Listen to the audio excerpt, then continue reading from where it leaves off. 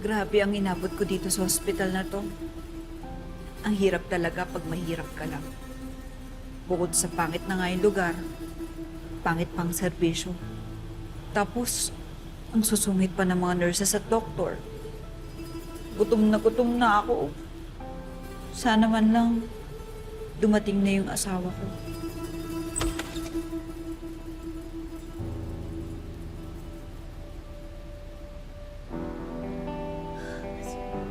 Love, ang sarap niya na.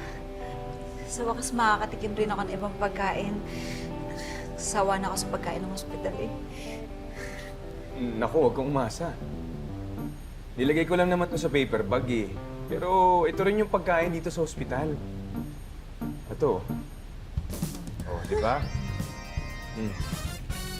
Yan, kain ka na ha. Ito nila nilalagay pag kumakain, di ba, sa ospital? Kainin mo na habang mainit.